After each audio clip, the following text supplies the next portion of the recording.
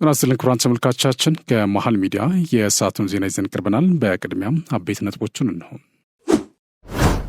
ጠቅላይ ሚኒስትር ዶክተር አብይ አህመድ የትግራይ ክልል ጊዜያዊ አስተዳደርን በፕሬዝዳንትነት ለመምራት ብቁ የሚሆኑ እጩዎች እንዲጠቁሙ ለክልሉ ሕዝብ ጥሪ አቀረቡ። ኢቢኤስ ቴሌቪዥን ከአየር እንደወረደና ታሽጎ ምርመራ እንደተጀመረ ተገለጸ። መሃል ሚዲያ በዚህ ጉዳይ ላይ ዝርዝር ማብራሪያ ይዘዋል። ገና በ7 ዓመቷ ወደ አሜሪካ የመጣችውና በፍልስጤም የድጋፍ ሰልፍ ላይ በመሳተፏ ከሀገር ለማባረር ባለስልጣናቱ መክረዋል ያለችውን የኮሎምቢያ ዩኒቨርሲቲ ተማሪ የትራምፕን አስተዳደር ከሰሰች። ክቡራን ተመልካቾቻችን ከመሃል ሚዲያ እነዚህና ሌሎችም ዜናዎችን ይዘን ቀርበናል። ካፍታ በኋላ እንመለሳለን። ዩቱብ ቻናሉን ሰብስክራይብ እንዲሚዘቱን ላይክና ሼር በማድረግ የመሃል ሚዲያ ቤተሰብ እንድትሆኑ በአክብሮት እንጋብዛለን። አብራችሁ ነው።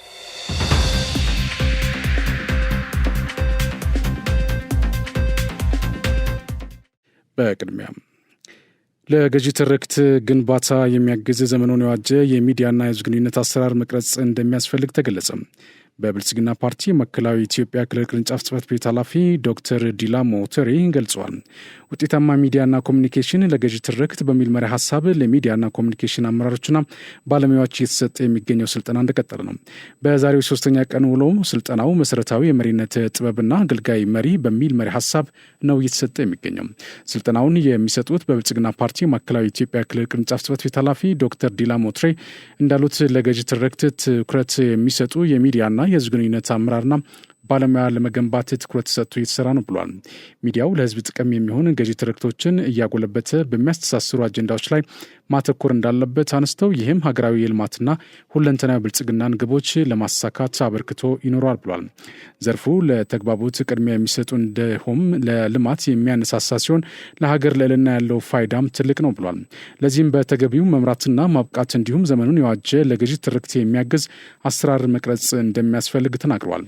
መረጃን በወቅቱና በኃላፊነት ለሕዝብ ተደራሽ ማድረግ ትልቅ ተልዕኮ አንግቦ የሚሰራ ሊሆን ይገባል ያሉት ኃላፊው የጋራ አጀንዳና መልእክት ቀርጾ ለሀገር መንግስትና ጥቅም ግንባታ የበኩሉን ማበርከት ይኖርበታል ሲሉም ተናግረዋል። በክልሉ ዘርፉን ለማሳደግና ተቋማዊ ግንባታ ለማጎልበት በልዩ ሁናቴ እየሰራ መሆኑን የጠቆሙት የጽህፈት ቤቱ ኃላፊው የዘርፉ አመራርና ባለሙያ ይህን ታሳቢ አድርጎ ራሱን በክህሎት ማብቃት እንደሚጠበቅበት አመላክቷል። በስልጠናው መድረክ የክልሉ መንግስት ኮሚኒኬሽን ጉዳዮች ቢሮ ኃላፊ አቶ ዘሪሁን እሸቱና የክልሉ አመራር አካዳሚ ኃላፊ አቶ ተስፋዬ ብላቱን ጨምሮ በየደረጃ የሚገኙ የሚዲያና ኮሚኒኬሽን እንዲሁም የማህበረሰብ ሬዲዮና ቴሌቪዥን አመራር አባላት እየተሳተፉ ነው። ኢትዮጵያና ስዊድን የልማት ትብብራቸውን ለማሳደግ የሁለትዮሽ ግንኙነታቸውን ለማጠናከር ተስማሙ። የገንዘብ ሚኒስትር ዴኤታ ስምሪታ ሰዋስው ከስዊድን የውጭ ጉዳይ ሚኒስትር ዲያና ጃንሴና በኢትዮጵያ የስዊድን አምባሳደር ሃንስ ሂነሪክ ጋር ተወያይተዋል። በውይይታቸውም የሁለቱ ሀገራት የኢኮኖሚ ትብብራቸውን ለማጠናከር እንዲሁም የኢትዮጵያን የሀገር ውስጥ እድገት ለመደገፍ የፋይናንስ ድጋፎች ማጠናከርን ጨምሮ የንግድ ትስስር መፍጠር አስፈላጊ መሆኑን አንስቷል። የስዊድን ኩባንያዎች በኢትዮጵያ እድገት ላይ ያላቸውን በጎ ሚና በተመለከተም ግልጽ ተደርጎላቸዋል። የሀገሪቱ ኩባንያዎች በኢትዮጵያ በተለያዩ ኢንቨስትመንት አማራጮች እንዲሳተፉም ጥሪ መቅረቡን የገንዘብ ሚኒስቴር መረጃ አመላክቷል። ምክክሩ ሀገራቱ የኢኮኖሚ ትብብራቸውን ለማሳደግ እንዲሁም ረጅም ዘመናትን ያስቆጠረ ግንኙነታቸውን ለማጎልበት ያላቸውን ቁርጠኝነት ያረጋገጠ መሆኑም ተጠቁመዋል። የኢትዮጵያ ቴክኖሎጂ ኤክስፖ ኢትስ ኤክስፖ 2025 ከግንቦት 8 ጀምሮ ለ3 ቀናት በአዲስ አበባ እንደሚካሄድ ተገለጸ። ኤክስፖን የኢንፎርሜሽን መረብ ደህንነት አስተዳደርና የኢትዮጵያ አርቲፊሻል ኢንቴሊጀንስ ኢንስቲትዩት ጋር እንደሚያዘጋጁት ተመላክቷል። ኤክስፖ የሳይበር ደህንነት፣ አርቲፊሻል ኢንቴሊጀንስ፣ ፋይንቴክ፣ ስማርት ሲቲ እና የቴክኖሎጂ ትምህርትን መሰረት ያደረገ 5 የትኩረት መስኮችን የያዘ ነውም ተብሏል። በቴክኖሎጂው ዘርፍ እንደ ሀገር የተሰሩ ስራዎችን ለዓለም ለማሳየት እና በቀጣይ መስራት የሚገቡ ጉዳዮች ላይ ተጨማሪ አቅምን ለመፍጠር ያለመ እንደሆነም ተገልጿል። የ3 ቀናት ቆይታ የሚኖረው ኤክስፖ ላይ የኤአይ እና የሮቦቲክስ ውድድሮች፣ አውደ ርዕዮች እንዲሁም ከኢትዮጵያ አልፎ ለአፍሪካ አቅምን የሚፈጥሩ በርካታ የጎንዮሽ ውይይቶች እንደሚደረጉም ተመላክቷል። ከግንቦት 8 እስከ 10 2017 ዓ.ም በአዲስ አበባ ዓለም አቀፍ ኮንቬንሽን ማዕከል በሚካሄደው ኤክስፖ ከ10 ሺህ በላይ ታዳሚዎች እንደሚሳተፉም ተመላክተዋል። በኦሮሚያ ክልል መንግስት ድጋፍ በሲዳማ ክልል ለኩ ከተማ የተገነባው ኢፋ ቦሩ ሁለተኛ ደረጃ ትምህርት ቤት ተመረቀ። በምረቃ ስነ ስርዓቱ ላይ የኦሮሚያ ክልል ርዕሰ መስተዳደር ሽመልስ አብዲሳና የሲዳማ ክልል ርዕሰ መስተዳደር ደስታ ሊዳሞን ጨምሮ የሁለቱ ክልሎች ከፍተኛ አመራሮች ተገኝተዋል። በ149 ሚሊዮን ብር ወጪ የተገነባው ትምህርት ቤቱ 18 የመማሪያ ክፍሎች፣ ቤተ መጻሕፍት፣ ቤተ ሙከራና ሌሎች አገልግሎት መስጫዎችን የያዘ መሆኑን ተመላክቷል። ከ7 ወራት ባነሰ ጊዜ ውስጥ ተገንብቶ የተጠናቀቀው ትምህርት ቤቱ በየዕለቱ ረጅም ርቀት በመጓዝ ይማሩ የነበሩ ተማሪዎች በአካባቢው እንዲማሩ ያስቻላቸው ነው ተብሏል። የትምህርት ቤቱ ግንባታ በኦሮሚያና ሲዳማ ክልሎች መካከል የህዝብ ለህዝብ ግንኙነቱን ለማጠናከር የሚደረገውን ጥረት እንደሚያግዝም ተነግሯል። በኢሚግሬሽን መስሪያ ቤት አካባቢ በህገ ወጥ መንገድ ሲንቀሳቀሱ የነበሩ ተጠርጣሪዎች በቁጥጥር ስር ዋሉ። የኢሚግሬሽንና ዜግነት አገልግሎት ከፌዴራል ፖሊስ ኮሚሽንና ከልደታ ክፍለ ከተማ ወረዳ 7 አስተዳደር ጋር በመቀናጀት በደረገ ልዩ ኦፕሬሽን በተቋሙ ቢሮ አካባቢ በመሆን በህገ ወጥ መንገድ ሲንቀሳቀሱ የነበሩ 65 ተጠርጣሪዎችን በቁጥጥር ስር አውሏል። ተጠርጣሪዎቹ በተለያዩ ህገ ወጥ የድለላ ስራዎች ላይ የተሰማሩ፣ የስራ አካባቢውን በማወክ አገልግሎት አሰጣጥ ላይ ችግር እየፈጠሩ ያሉ፣ በተለያየ የማጭበርበርና የማታለል ተግባር ላይ ተሰማርተው የነበሩና በህገወጥ መንገድ የኦንላይን የአስቸኳይ ፓስፖርት የሚሞሉ መሆናቸው ተገልጿል። በአጠቃላይ 7 በህገወጥ የንግድ እንቅስቃሴ ላይ የተሰማሩ ቤቶች መታሸጋቸውንና 65 ተጠርጣሪዎችን በቁጥጥር ስር የዋሉ መሆኑን ተነግሯል። ከተጠርጣሪዎቹ መካከል 25ቱ ሴቶች መሆናቸውን የኢሚግሬሽንና ዜግነት አገልግሎት በማህበራዊ ትስስር ገጹ ባሰፈረው መልእክት አስታውቋል። የንግድ ማህበራት በየጊዜው በሚወጠኑ የንግድ ፖሊሲዎች ላይ በነቃ ተሳትፎ ግብዓት እንዲሰጡ የንግድና ቀጠናዊ ትስስር ሚኒስትር ዶክተር ካሳሁን ጎፌ ጥሪ አቀረቡ። እንደ አዲስ ከተዋቀረው የአዲስ አበባ ንግድና ዘርፍ ማህበራት ምክር ቤት የስራ አመራር ቦርድ አባላት ጋር ትውውቅ ያደረጉት ሚኒስትሩ በወደፊት የስራ ትብብር ዙሪያ መምከራቸውን በማህበራዊ ትስስር ገጻቸው ባሰፈሩት መልእክት ገልጿል። ማህበራቱ የግሉን ሴክተር የዲሲፕሊን የሙያና የመፈጸም ብቃት ለማጎልበት በትኩረት ሊሰሩ እንደሚገባም አሳስቧል። የንግድ ስርዓቱ ዘመናዊ፣ አካታችና ዓለም አቀፍ እድሎችን ለመጠቀም እንዲያስችል ማህበራቱ የበኩላቸውን ሚና መወጣት እንዳለባቸውም ጠቁሟል። የማህበሩ አመራሮች የውጭ ንግድ ማሳያ ማዕከልን መጎብኘታቸውን ሚኒስቴሩ ባሰፈሩት መልእክታቸው አመላክተዋል። የሰዎች ለሰዎች ድርጅት በፈረንጆቹ 2025 በኢትዮጵያ ለሚያከናውናቸው የተቀናጀ የልማት ስራዎች 1.5 ቢሊዮን ብር በላይ መመደቡን አስታወቀም። የሰዎች ለሰዎች ድርጅት ሀገር አቀፍ ዳይሬክተር ይልማ ታዬ በሰጡት መግለጫ ድርጅቱ በኢትዮጵያ ለሚተገብራቸው የገጠር ልማት ስራዎች የ5 ዓመት ስልታዊ እቅድ ነድፏል ብሏል። በበጀት ዓመቱ ከተመደበው መደበኛ በጀት ከ60 በመቶ በላይ ያህሉን የሚይዙት የትምህርትና ንጹህ የመጠጥ መሰረተ ልማቶች መሆናቸውን አብራርቷል። የአካባቢ ጥበቃና የዘላቂ የመሬት አጠቃቀም ፕሮግራሞች ደግሞ የበጀቱን 11 በመቶ እንደሚይዙ ጠቁመው የጤናና የሰው ሀብት ልማት ፕሮግራሞች ደግሞ የበጀቱን 12 በመቶ እንደሚሸፍኑ አስረድተዋል። ድርጅቱ በ2025 በደቡብ ኢትዮጵያ ክልል ጎፋ ዞን አዲስ የተቀናጀ የገጠር ልማት ፕሮጀክት መጀመሩን ገልጸው በትግራይ፣ አማራና አፋር አዋሳኝ ወረዳዎችም የአካባቢ ጥበቃና ግብርና ልማት ፕሮጀክት ለመጀመር ዝግጅት ማጠናቀቁን አስታውቀዋል። ኢትዮጵያውያን በዓለም አቀፍ ድርጅቶች በሶስተኛ ወገንነት በመቀጠር በተለያዩ የስራ ዘርፎች ለ45,000 ዜጎች የስራ ዕድል መፍጠራቸውን የስራና ክህሎት ሚኒስቴር ሙፈሪያት ካሚል አስታወቁም። የአውቶሶርሲንግ የተለያዩ ስራ ዘርፎች ከሀገራቸው ሳይወጡ በትልልቅ ዓለም አቀፍ ተቋማት በከፊል ወይም ሙሉ በሙሉ አውትሶርስ በደረጉ የስራ ዘርፎች የስራ ዕድል የሚያገኙበት ስርዓት ነው ተብሏል። በዚህም ስራን በሶስተኛ ወገንነት በመቅጠር አውትሶርሲንግ ለውጭ ሀገራት ድርጅቶች በመስራት በውጭ ምንዛሪ ግኝትና በስራ ዕድል ፈጠራ አዎንታዊ ሚና እየተጫወቱ ነው። የቢዝነስ አውትሶርሲንግ ስራ በዲጂታል ኢትዮጵያ የ2025 ስትራቴጂ ልዩ ትኩረት ተሰጥቶት እየተሰራበትም ይገኛል። በጠቅላይ ሚኒስትር ዶክተር አብይ አህመድ ሐምሌ 16 2016 ዓ ም የ5 ሚሊዮን የኢትዮ ኮድርስ ስልጠና ተነሳሽነትም ትውልድ ይማር ትውልድ ይሰልጥን ከዓለም ጋር ይፎካከር በሚል እሳቤ መጀመሩ ለአውቶሶርሲንግ የስራ ዕድል ፈጠራ ጉልህ ፋይዳ አበርክቷል። የስራና ክህሎት ሚኒስትር ሙፈሪያት ካሚል የኢትዮ ኮድርስ ስልጠና የሚወስዱ ኢትዮጵያውያንም በሶስተኛ ወገን በሚያሰሩ ዓለም አቀፍ የንግድና ኢንቨስትመንት ድርጅቶች ተቀጥሮ መስራት የሚችሉበት ዕድል እየፈጠረ እንደሚገኝ ገልጿል። ለአብነትም ካለፈው ዓመት ግንቦትና ሰኔ ጀምሮ ከ9 ዓለም አቀፍ ድርጅቶች ጋር በቅርበት እየተሰራ እንደሚገኝ ተናግሯል። ኩባንያዎቹ ካቀረቡት 90,000 የስራ ፍላጎት ውስጥ 45,000 ዜጎች በአውትሶርሲንግ የስራ ዕድል ተጠቃሚ ማድረጉ እንደተቻለም አነስቷል። የስራ ዕድል ተጠቃሚ የሆኑ ዜጎችም በተለያዩ የስራ ጊዜያትን የክፍያ ስርዓት እስከ $2,000 የአሜሪካን ዶላር የሚደርስ ደሞዝ የተከፈላቸው እንደሚገኝ ገልጿል። የኢትዮ ኮድርስ ስልጠና የሚወስዱ ወጣቶችም የቴክኖሎጂ እውቀትና ክህሎታቸውን በማዳበር ከዓለም አቀፍ ድርጅቶች ጋር የሚሰሩበትን ምቹ ዕድል እየፈጠሩ መሆኑን አስረድተዋል። ህንድ፣ ፊሊፒንስና መሰል የኤስያ ሀገራት በፍጥነት እያደገ በሚገኘው የዓለም ቴክኖሎጂ ምህዳር በስፋት የተቀላቀሉ ተጠቃሚ መሆናቸውን በአብነት አነስቷል። ኢትዮጵያውያን ወጣቶችም በኢትዮ ኮድስ ስልጠና በመሳተፍ የቴክኖሎጂ እውቀትና ክህሎትን እንዲይዙ እና ዓለም ላይ እየተፈጠረ የሚገኘውን የስራ ዕድል እንዲጠቀሙ ጥሪ አቅርቧል። የኢትዮ ኮድስ ተነሳሽነት በ3 ዓመታት 5 ሚሊዮን ኢትዮጵያውያን በዌብ ፕሮግራሚንግ፣ በአንድሮይድ ማበልጸግ፣ ዳታ ሳይንስና አርቲፊሻል ኢንቴሊጀንስ መሠረታዊ ዲጂታል ክህሎት እንዲጨብጡ የሚያስችል መሆኑ ይታወቃል። ከታላቁ የኢትዮጵያ ህዳሴ ግድብ በቀን ከ14,000 ቶን በላይ የአሳ ምርት የሚገኝበት አቅም መፈጠሩን በግብርና ሚኒስቴር አሳ ሀብት ልማት ዴስክ ኃላፊ ዶክተር ፋሲል ዳዊት ገለጹ። በግብርና ሚኒስቴር አሳ ሀብት ልማት ዴስክ ኃላፊ ዶክተር ፋሲል ዳዊት ለኢትዮጵያ ዜና አገልግሎት እንደገለጹት ኢትዮጵያ እምቅ የአሳ ሀብት ቢኖራትም በተለያዩ ተግዳሮቶች ምክንያት በዘርፉ ተጠቃሚ ሳትሆን ቆይታለች። በሀገር ደረጃ ከጊዜ ወደ ጊዜ የአሳ ልማት ዘርፍ ማነቆ የሆኑ ተግዳሮቶችን በመፍታት ምርትና ምርታማነትን በማሳደግ ከዘርፉ ተጠቃሚ ለመሆን ትኩረት መሰጠቱን ተናግሯል። በዚህም በአሳ ምርታማነት ለውጥ እየተመዘገበ መሆኑን አንስተው በታላቁ የኢትዮጵያ ህዳሴ ግድብ ውስጥ የአሳ ሀብት ልማት ተጨባጭ ለውጥ ማምጣት መቻሉን ለአብነት አነስቷል። በግድቡ በስፋት ተፈላጊ የሆኑ የአሳ ዝርያዎች እየተመረቱ መሆኑን ጠቅሰው በዚህም በቀን ከ14,500 ቶን በላይ የአሳ ምርት የሚገኝበት አቅም መፈጠሩን አብራርቷል። በህዳሴ ግድብ ውስጥ የተለያዩ የአሳ ዝርያዎች መኖራቸውን የገለጹት ዶክተር ፋሲል የሚመረተው አሳ ተፈላጊነት ከፍተኛ መሆኑን ጨምሯል ብሏል። ዘርፉ ካለው ኢኮኖሚያዊ ጠቀሜታ ባለፈ ለዜጎች የስራ ዕድል በመፍጠር ረገድ ትልቅ አስተዋጽኦ እያበረከተ እንደሚገኝም ነው ያመላከቱት። እንደ ኃላፊው ገለጻ በቀጣይ የአሳ ምርትን የበለጠ ለማሳደግ የአሳ ጫጩቶችን ማሰራጨትና አሳ በሌለባቸው የውሃ አካላት ላይ አሳ የሚመረቱባቸው ሁኔታዎች ማመቻቸት እንዲሁም የግንዛቤ ማስጨበጭ ስራዎች በትኩረት እየተሰራ ይገኛል።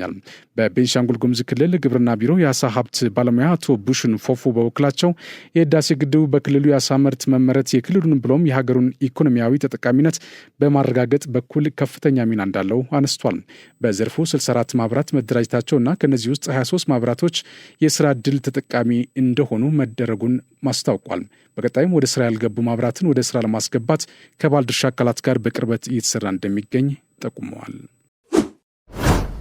የአድማ መከላከልና የመደበኛ ፖሊስ ምልምል ስልጣኞች ሰላምን ለማጽናት የሚያስችል ነው ተባለ። የአማራ ክልል የአድማ መከላከልና የመደበኛ ፖሊስ ምልምል ስልጣኞች ከክልሉ አልፎ የሀገርን ደህንነት ለመጠበቅ የሚያስችል ዝግጁነት ላይ እንደሚገኙ የክልሉ ሰላምና ጸጥታ ቢሮ ኃላፊ ደሳለኝ ጣሶ ገለጹ። ኃላፊው በብር ሸለቆ መሰረታዊ ውትድርና ማሰልጠኛ ትምህርት ቤት ተገኝተው ምልምል ሰልጣኞችን በማበረታታት የስልጠናውን ዓላማ በተመለከተ ማብራሪያ ሰጥቷል። ሰልጣኞቹ የክልሉን ሰላም በዘላቂነት በማረጋገጥ ህዝቡ ከገባበት ፈተና ተላቆ ፊቱን ወደ ልማት እንዲያዞር በማድረግ ረገድ ትልቅ ኃላፊነት እንዳለባቸው አስገንዝበዋል። የስልጠናው ዋና ዓላማ ነጻ፣ ገለልተኛ ወታደራዊ ስነ ምግባር የተላበሰ እንዲሁም በስነ ልቦና ያደገና በራስ አቅም የክልሉን ሰላም ማረጋገጥ የሚችሉ ሰልጣኞችን ማፍራት እንደሆነም ተናግሯል። ሰልጣኞቹ ከክልል አልፎ የሀገርን ደህንነት ለመጠበቅ የሚያስችል ቁመናና ዝግጁነት ላይ መሆናቸውንም አረጋግጠናል። በሰልጣኞቹ በአመለካከት በንድፈ ሀሳብና በተግባር የታገዘ ስልጠና መውሰዳቸው ተመላክተዋል። በትጥቅም ሆነ በትጥቅ ግብዓቶች የመከላከያ ሰራዊቱን የዝግጁነት ደረጃ ለማሳደግ በውጤት እየሰራ ነው ሲሉ የመከላከያ ኢንጂነሪንግ ኢንዱስትሪ ግሩፕ ዋና ዳይሬክተር አቶ ጌታቸው ኃይለማርያም ተናገሩ። ቆየት በሚል ስያሜው የመከላከያ ኢንጂነሪንግ ኢንዱስትሪ ኮርፖሬሽን በሚል ሲጠራ የነበረው አሁን ላይ ተቋሙ በሚኒስትሮች ምክር ቤት በደንብ ቁጥር 567/2017 በመጽደቁም የመከላከያ ኢንጂነሪንግ ኢንዱስትሪ ግሩፕ በመባል አድማሱን በማስፋት በርካታ ኢንዱስትሪዎችን አካቷል። ለመከላከያ ሰራዊት የተለያዩ ትጥቆችንና የትጥቅ ግብዓት ምርቶችን በማምረትና የተለያዩ የኮሜርሻል ምርቶችን በማምረት እንደ ተቋም ብሎም እንደ ሀገር ብቸኛው ተቋም ከመሆን አንጻር ትልቅ የኃይል አቅም በመሆን ዘርፈ ብዙ በቴክኖሎጂ የታገዙ ተግባራትን እያከናወነ እንደሚገኝ የመከላከያ ኢንጂነሪንግ ኢንዱስትሪ ግሩፕ ዋና ዳይሬክተር አቶ ጌታቸው ኃይለማርያም ገልጿል። መንግስትና ተቋሙ ለመከላከያ ኢንጂነሪንግ ኢንዱስትሪ ግሩፕ ከፍተኛ ትኩረት በመስጠታቸው በሪፎርሙ አዳዲስ ዘመናዊ ቴክኖሎጂ ውጤቶችን በመጠቀም የምርትና ምርታማነት በማምረት የሰራዊቱን የዝግጁነት አቅም በከፍተኛ ደረጃ ማሳደግ መቻሉን ዋና ዳይሬክተሩ ተናግሯል። የመከላከያ ኢንጂነሪንግ ኢንዱስትሪ ግሩፕ ምክትል ዋና ዳይሬክተር ሀብት አስተዳደር ዘርፍ ኮሎኔል ዮሐንስ ተከለ በበኩላቸው እየተመዘገበ ያለው ሁሉን አቀፍ ለውጥ ለተቋሙ ብሎም ለሀገራችን ከፍታ ያለው ሚና ከፍተኛ መሆኑን ገልጿል።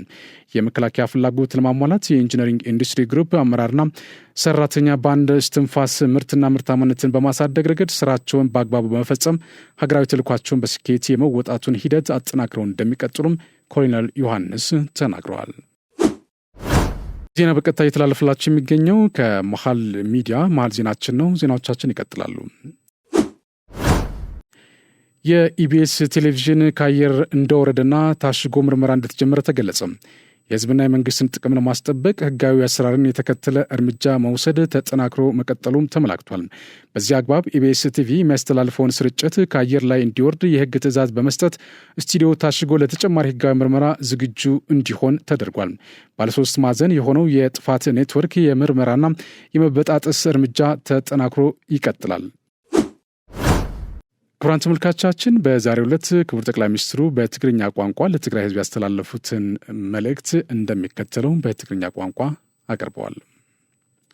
ጻውዒት ጥቆማ ፕሬዚዳንት ጊዜያዊ ምሕዳር ትግራይ ንመላእ ህዝቢ ትግራይ ከም ዝፍለጥ መሰረት ሕገ መንግስቲ ፌድሪ 62/9 ከምኡውን መሰረት ስምምዕነት ፕሪቶሪያ ኣብ ክልላት ምእታው ጣልቃ መንግስቲ ፌደራል ንምድንጋግ ብዝወፅእ ኣዋጅ ቁፅሪ 359/1995 መሰረት ከምኡውን ብምስራት ኣሳታፊ ጊዜያዊ ምምሕዳር መንግስቲ ትግራይ ብዝምልከት ዝተደንገገ ናይ ቤት ምክሪ ሚኒስትራት ደንቢ ቁፅሪ 533/2015 መሰረት ዝተጣየሸ ጊዜያዊ ምምሕዳር ትግራይ ንክልተ ዓመታት ኣብ ስራሕ ምጽንሑ ይፍለጥ።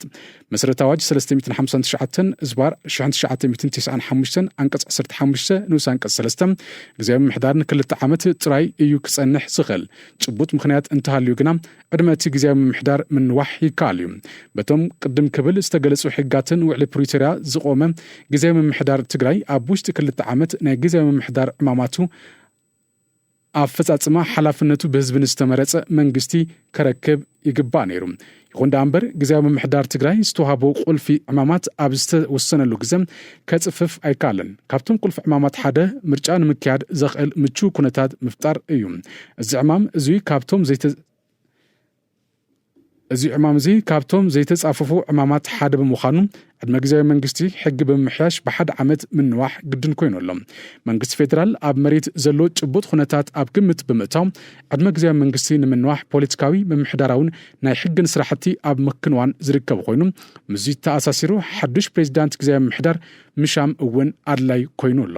ከም ዝፍለጥ መሰረት ደንቢ ቁፅሪ 533/2015 አንቀጽ 3 ንኡስ አንቀጽ 2 ፕሬዚዳንት ጊዜያዊ ምምሕዳር ምሻም ናይ ቀዳማይ ሚኒስትር ሓላፍነት እንኳን ተኾነ ሕዚ ብዝተማለአ መገዲ ብምርጫ መራሕቱ ክሳብ ዝምረጽ ኣብ ጥቁማ ፕሬዚዳንት ጊዜያዊ ምምሕዳር ተሳትፎ ከሎ ኣድላይ ብምዃኑ ንዕማማት ጊዜያዊ ምምሕዳር ብብቕዓት ክፍጽሙ ይኽእሉ እዮም፣ ሰላም ድሕነትን እቲ ክልል ከረጋግጹ ይኽእሉ እዮም ትብልዎም ሕጹያት ኣብ ታሕቲ ናብ ዝተገለጸ ናይ ቀዳማይ ሚኒስትር ቢሮ ኢሜይል ኣድራሻ ካብ ሎሚ ጀሚርኩም ጥቆማኹም ክትልእኹ ከም እትኽእሉ ነፍልጥ። መጠቆሚ ኢሜይል info@pmo.gov.et። ዜናዎቻችን እንደቀጠሉ ናቸው። ክቡራን ተመልካቾቻችን በአማርኛ ትርጉሙ ደግሞ እንደሚከተለው ይቀርባል። ጠቅላይ ሚኒስትር ዶክተር አብይ አህመድ የትግራይ ክልል ጊዜያዊ አስተዳደርን በፕሬዝዳንትነት ለመምራት ብቁ የሚሆኑ እጩዎችን እንዲጠቁሙ ለክልሉ ህዝብ ጥሪ አቅርበዋል። እጩዎቹ የጊዜያዊ አስተዳደሩን ስራዎች በብቃት የሚያከናውኑ እንዲሁም የክልሉን ሰላምና ደህንነት ማረጋገጥ የሚችሉ መሆን ይገባቸዋልም ተብሏል።